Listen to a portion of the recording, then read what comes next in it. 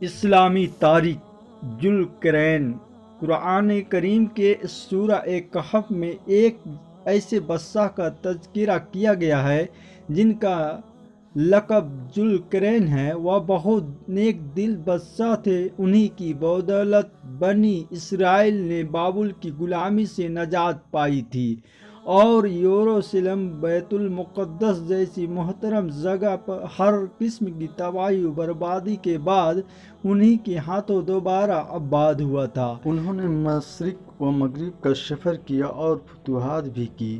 ایک مرتبہ سفر کے دوران ایک قوم سے ملاقات ہوئی جنہوں نے بادشاہ ذوالقرنین سے یاجوج اور ماجوج کے فتنہ اور فساد کی شکایت کی اور کہا، اے ذوالقرنین، ان لوگوں سے ہماری حفاظت کے لیے ایک دیوار قائم کر دیجیے۔ اس پر آپ جو معاوضہ لینا چاہو گے ہم دینے کے لیے تیار ہیں۔ لیکن ذوالقرنین نے معاوضہ لینے سے انکار کر دیا اور کہا، اللہ نے جو کچھ مجھے دیا ہے وہ میرے لیے کافی ہے۔ پھر انہوں نے ایک مضبوط دیوار قائم کر دی۔ کھارے اور میٹھے پانی کا الگ رہنا۔ قرآن میں اللہ تعالیٰ نے ایسے دو سمندر کا تذکرہ کیا ہے جن میں سے ایک کا پانی کھارا ہے، دوسرے کا میٹھا ہے۔ ان میں طوفان بھی آتے ہیں، جوار بھی بھٹتا بھی اٹھتا ہے، بڑے بڑے سمندری جہاز بھی چلتے ہیں، مگر اس کے باوجود کھارا اور میٹھا پانی ایک دوسرے سے نہیں ملتا، جبکہ ان کے درمیان کسی قسم کی کوئی آڑ یا رکاوٹ بھی نہیں ہے۔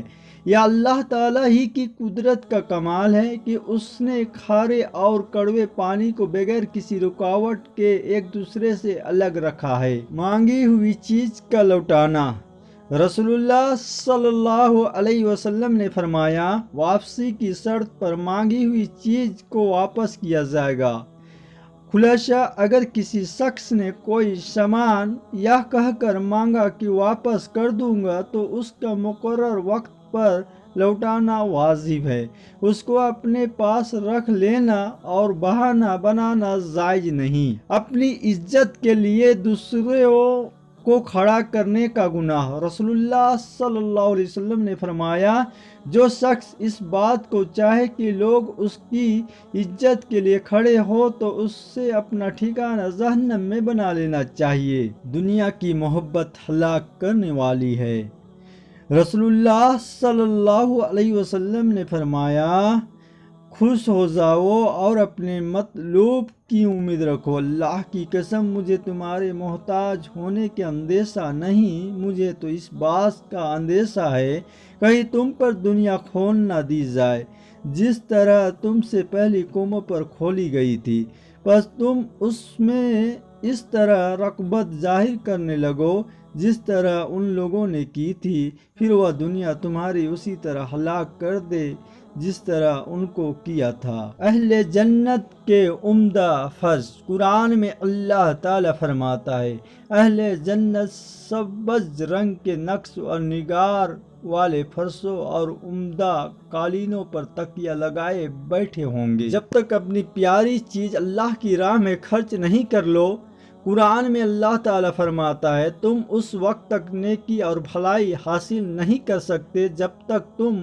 اپنی محبوب چیز سے اللہ کے راستے میں خرچ نہ کر لو، اور جو کچھ بھی تم خرچ کرتے ہو تو اللہ تعالیٰ اس کو اچھی طرح جانتا ہے۔ زمین و آسمان کی تخلیق۔ قرآن کے بیان کے مطابق اللہ تعالیٰ نے سات زمین و آسمان اور ان کے درمیان کی تمام چیزوں کو صرف 6 دن میں آئم میں پیدا فرمایا، اور اتنی بڑی تخلیق محض اللہ کے حکم سے ہوئی، اور اللہ جب کسی چیز کا ارادہ کرتا ہے تو صرف حکم فرماتا ہے کہ ہو جا، اور وہ ہو جاتی ہے۔ اللہ تعالیٰ کے محض حکم سے ساتوں آسمان اور پوری کائنات کی تخلیق ہونا اس کی زبردست قدرت کا مظاہرہ ہے۔ اللہ ہر ایک کو دوبارہ زندہ کرے گا۔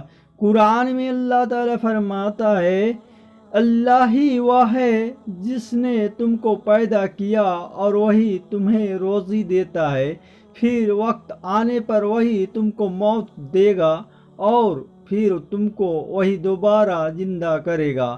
وضاحت: مرنے کے بعد اللہ تعالیٰ دوبارہ زندہ کرے گا، جس کو بعدل موت کہتے ہیں۔ اس کے حق ہونے پر ایمان لانا فرض ہے۔ حضور صلی اللہ علیہ وسلم کے سلام کا انداز: حضرت مقدار رضی اللہ عنہ ذکر کرتے ہیں کہ آپ صلی اللہ علیہ وسلم رات کو تشریف لاتے اور اس طرح سلام کرتے کہ جاگنے والا تو سن لیتا اور سونے والا بیدار نہ ہوتا۔ غصہ دور کرنے کی دعا: رسول اللہ صلی اللہ علیہ وسلم نے فرمایا، جب کسی کو غصہ آئے تو وہ اعوذ باللہ من الشیطان الرجیم پڑھ لے، غصہ جاتا رہے گا۔ ترجمہ: اللہ کی پناہ مانگتا ہوں میں شیطان مردود کے شر سے۔ کون سا مال بہتر ہے؟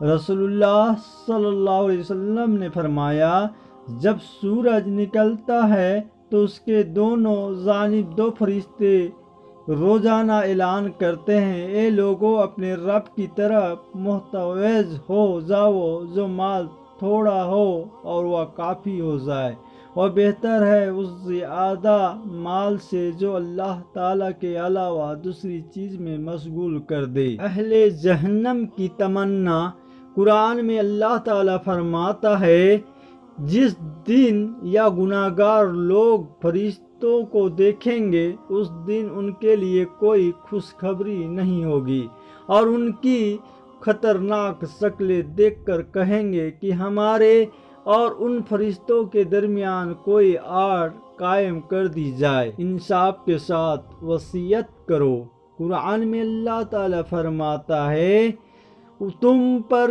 فرض کیا جاتا ہے کہ جب تم میں سے کسی کے مرنے کے وقت آ جائے، اگر وہ کچھ مال بھی چھوڑ رہا ہو تو وہ اپنے ماں باپ، رشتہ داروں کے لیے انصاف کے ساتھ وصیت کر جائے۔ اس حکم کا پورا کرنا خدا سے ڈرنے والوں کے لیے ضروری ہے۔